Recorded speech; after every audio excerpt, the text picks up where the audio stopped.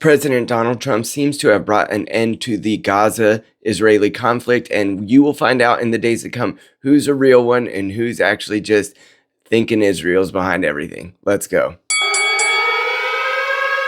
Banner that was displayed on the beach in Tel Aviv, a giant thank you, just to kind of speak to the moment, Sarah, cool of what kind of Israel is bracing for right now. Look at the as face, the president's the profile. expected to be here. He's only going to be here for less than 5 hours. That's so on the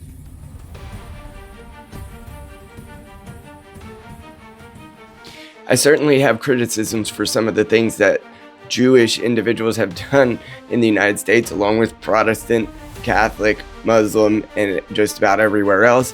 The fact is that they are a group of broken people just like anyone else, but I am here to celebrate the fact that this conflict could be coming to an end. Here's a clip of what President Trump said, followed by Netanyahu about this peace deal.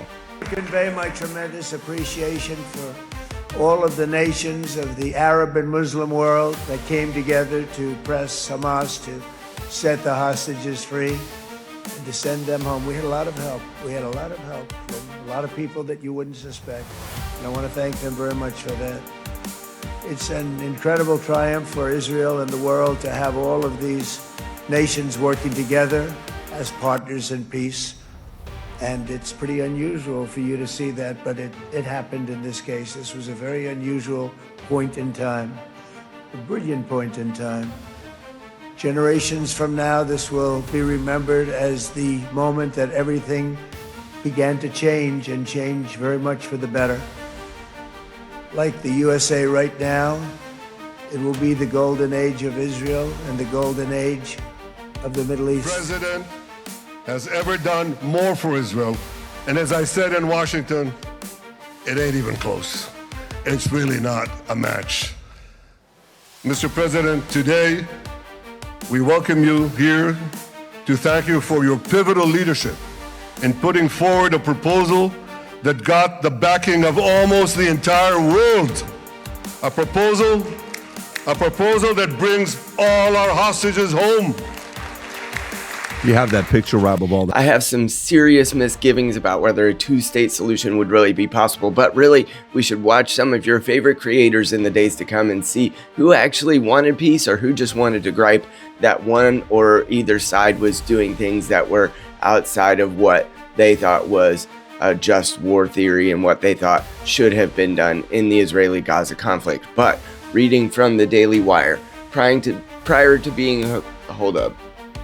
in the last 20 living hostages in Gaza were freed on Monday morning, bringing an end to 737 days of hell that were endured at Hamas's dark terror tunnels. As part of this first phase of President Trump's 20-point Gaza peace plan, the hostages were escorted out of Gaza by the Red Cross, transferred to the IDF, and reunited with their families. Regardless of what you think about the Israeli response to the invasion by Hamas, I would say that if that were on our border, I would do everything within my power to make sure that those individuals paid the consequences and return the hostages. So I do not begrudge anyone for the just war that they potentially wage as the result of having their people basically smacked, more than 1,000 of them in one day.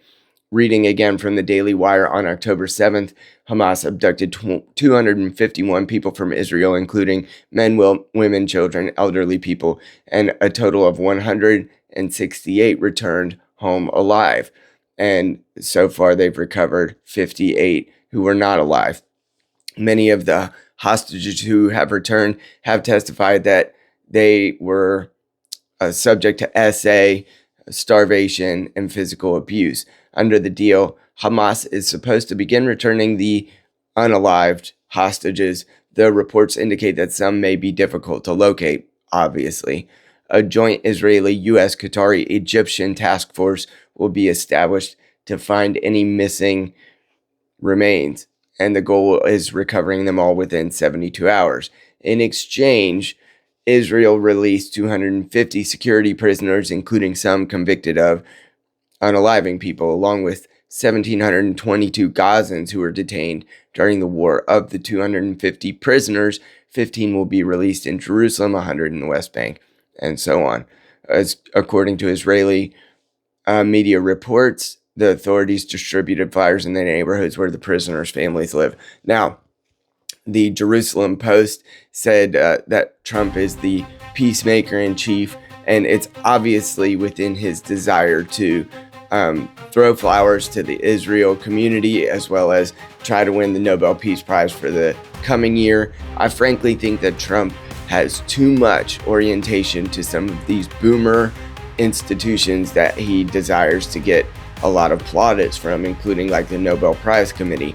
I'm grateful that he's sought peace in almost every arena that he possibly could. I voted for no new wars. I voted for peace and America First policies, and in general, I think he's carried that out. However, dear Mr. Trump, you should not care what the Nobel Prize Committee says, because they're never going to like you. You don't need to throw flowers to organizations that are never going to like you, and you do not need. They are frankly on the enemy side of the friend-enemy distinction, as Carl Schmitt would have us believe. So please don't even worry about what they say. Although Trump, having grown up and grown into business in New York City, probably does not have the ability to omit those opinions from his mental framing. So I guess good for him.